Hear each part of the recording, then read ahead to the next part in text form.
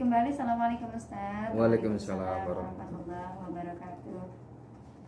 Ini dari hamba Allah juga.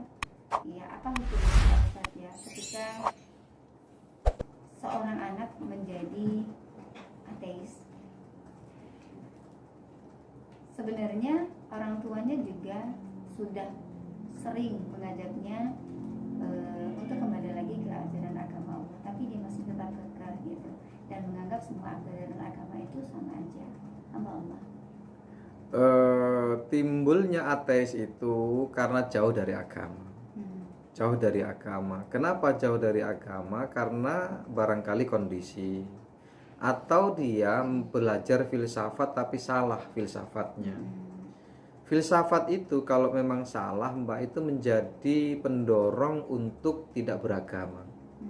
Dan bahkan sekarang ini ada gelombang di Barat, orang-orang yang belajar filsafat tapi filsafatnya filsafat yang memang salah, justru bertuhankan dengan Google, Mbak. Jadi Google itu lebih pintar dibandingkan dengan siapapun. Jadi ada agama Google. Kalau bisa dilihat, iya Mbak, coba lihat di YouTube itu ada agama Google gitu. Itu orang-orang filsafat yang gagal mempelajari filsafat. Nah, bagaimana kemudian sikap kita kalau kita punya anak seperti itu? Ya kalau udah diberitahu masih ngengkel, ya berarti putus, Mbak. Tidak ada lagi hubungan anak dan orang tua. Walaupun secara di dunia tetap kita akan baik dengan anak itu. Artinya apa? Bagaimana seorang Nuh dengan Kan'an? Putus, Mbak. Ketika itu Nuh kan protes dengan Allah. Ya Allah, kamu itu kan dulu sudah berjanji bahwa keturunanku akan menjadi keturunan yang baik. Dia kan termasuk min ahli, kan gitu. Apa jawab Allah? Laisa min ahlika fa innahu amalun ghairu sholeh. Itu perbuatan, itu amal yang enggak soleh. Al-Qur'an ini, Mbak, yang menjelaskan. Putus ketika itu hubungan antara Nuh dengan Kan'an. Suruh naik perahu dia enggak mau, Mbak. Sa'awi ila jabalin ya'simuni minal ma. Aku akan pergi ke ujung dari gunung itu, hai ayah, yang mungkin yakin saya tidak akan pernah air naik ke sana.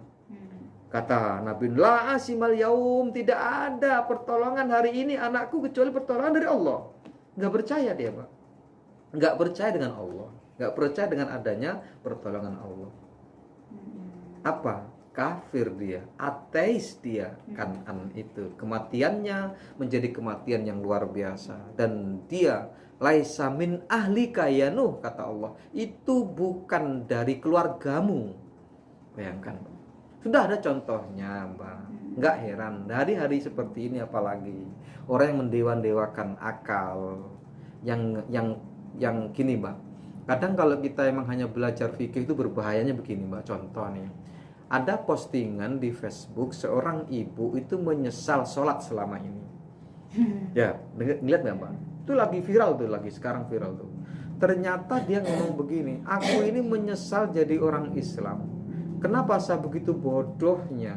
Kenapa bodoh? Karena saya setiap hari harus memberikan doa kepada Muhammad, kepada keluarga Muhammad, kepada anak-anak Muhammad, kepada dan lain sebagainya di situ. Sahabat-sahabat Muhammad.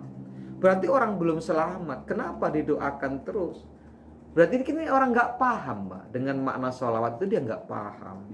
Dia hanya pakai akal pikirannya tadi, lalu kemudian dijejeli dengan ilmu filsafat, dijejeli dengan faham-faham yang lain, sampai akhirnya dia apa? Dia tidak beragama.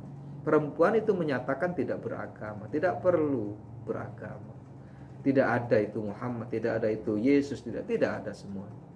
Seperti itu. Berbahayanya akal pikiran ini kalau dilepas tanpa ada ilmu yang namanya ilmu tasawuf. Kenapa? Dia hanya berpikirnya makna dari apa yang dibacanya. Ketika dia baca Allahumma sholli ala Sayyidina Muhammad, ya Allah berikanlah keselamatan kepada Sayyid kita, Tuhan kita Muhammad. Itu bayangan akal. Itu kalau dia tidak memahami hakikat dari sholawat itu bisa menyimpang. Makanya perlu yang belajar tauhid. Ada tauhid Rasul, ada tauhid yang memang tauhid itu untuk mengejawantahkan dari ilmu fikih itu sendiri. yaitu apa? Tasawuf atau ihsan itu sendiri. Ihsan itu keniscayaan, karena di situ adalah akhlak yang membungkus, yang mengudar, yang memadahi ilmu fikih itu sendiri, Bang. Ibadah itu baru bermakna kalau ada ilmu tasawufnya. Kenapa kok saya ngomong begini? Karena sudah banyak mengikuti bagaimana orang-orang terdahulu berislam ini. Bagaimana Imam Junaid al-Baghdadi, bagaimana Imam al-Ghazali. Imam al-Ghazali itu dalam fase-fase sebelum masuk ke dunia sufi itu sampai menangis, Mbak, karena menyesal terlalu banyak nulis tentang fikih. Jadi Imam Ghazali itu, kita gini pendengar, membaca kitab Imam al-Ghazali itu jangan langsung membaca yang fikihnya saja atau membaca yang tasawufnya saja. Orang yang hanya membaca fikihnya saja nanti ada kontroversi terhadap tulisannya sendiri. Pratasawufnya itu menyesal dia, Mbak. Kenapa terlalu banyak ilmu fikih yang dia ajarkan. Begitu sudah pasca fikihnya, kemudian dia masuk ilmu tasawufnya, itu lebih dahsyat lagi. Bagaimana Ihya Ulumuddinnya itu, Mbak, itu kan ada dua itu. Awalnya kan fikih, kemudian tentang tauhid, tentang tasawufnya ada. Makanya kalau dibaca harus dibaca semuanya. Baru kita bisa menggambarkan, oh begini perjalanan hidup manusia itu. Tapi kalau kita hanya berbicara tentang ilmu fikihnya Imam Ghazali, ya seperti itu, Mbak, nanti. Akan bisa juga keliru saat kita berfilsafat seperti filsafatnya Imam Ghazali sebelum datang terbuka hatinya untuk ilmu tasawuf, seperti itu.